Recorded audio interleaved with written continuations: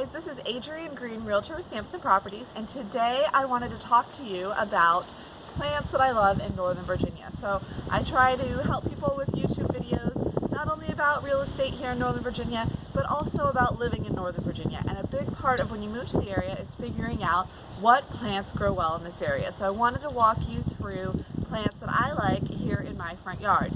Now, one of my big important factors for a plant is how little care it needs, because Theo here is helping me with this video, and he is baby number 3, so I've got 3 kids age 4 and under. The last thing I want to do is be out taking care of these plants, right? If the weather's nice, there's a lot of better things I have to do. So low maintenance is important to me, so keep that in mind as we talk about plants. The first thing I wanted to talk to you guys about here is the pencil holly. What I love about the pencil holly is that it looks structured and it provides nice groomed look to the yard with very little work. Periodically, I haven't even had to do this one yet, and it's about 2 or 3 years old. Periodically you might want to trim or shape it depending on if you want to limit its size, but like I said, I haven't had to do that in a couple years, and I love that it's green all year round. So that's one of my favorites, is the pencil holly. And I will be posting links in the description below to where you can get some of these plants. And by the way, while you're here, make sure you subscribe to the channel so that you can get notified for future videos. So pencil holly is one of my favorites. Another plant that's very popular in Northern Virginia is the rhododendron that you see here.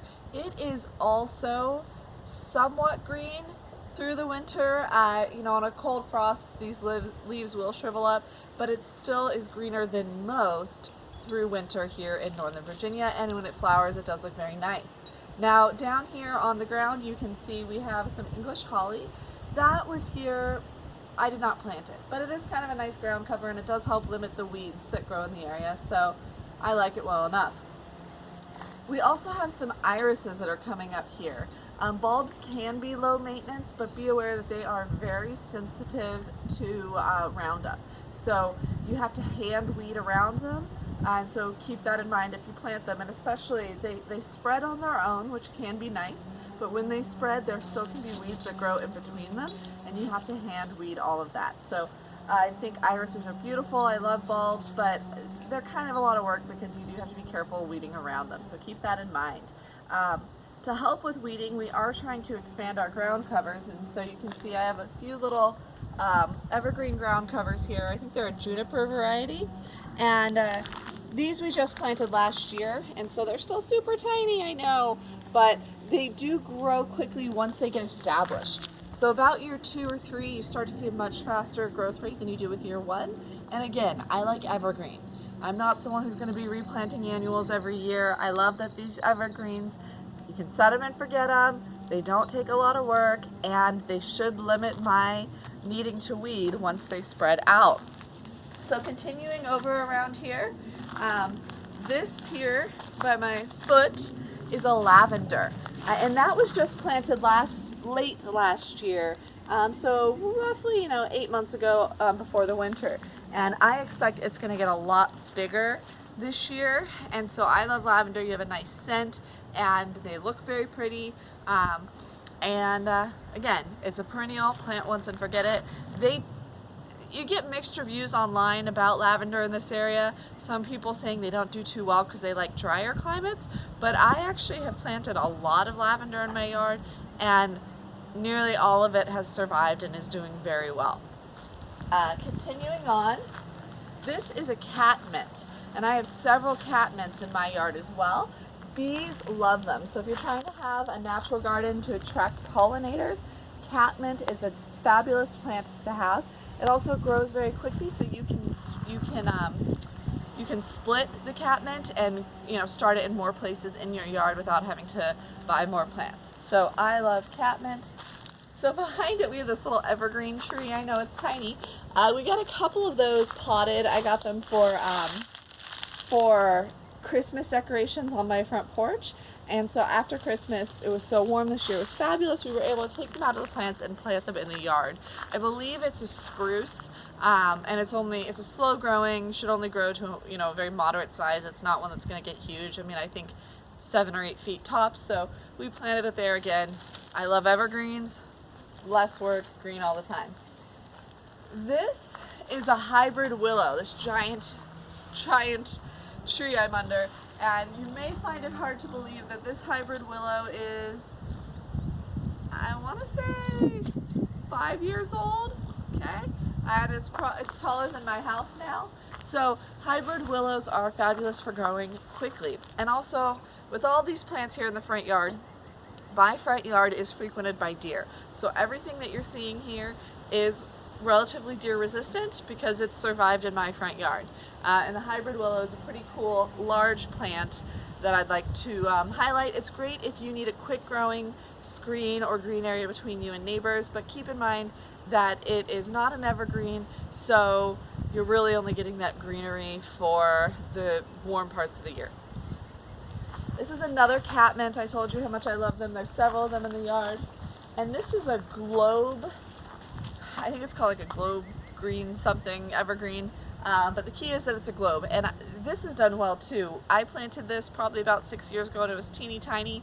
And it has really grown quickly and provides nice, different color than your other evergreens to the yard.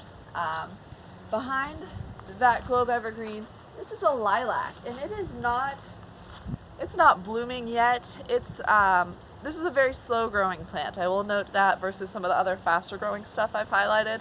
We planted two lilacs in the yard, old-fashioned lilacs, one here in the front, one in the back. Again, about 6 years ago, I would say. And this one in the front has yet to flower. The one in the back is flowering for the first time ever this spring.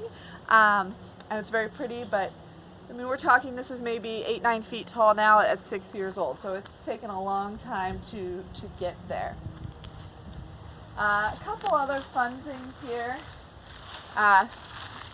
This is probably the easiest one to show you here. These are dead horse lilies, and they're actually gifted to us by my father-in-law. And they grow this lily flower that actually smells rather unpleasant, they say, and that's why it's called a dead horse lily.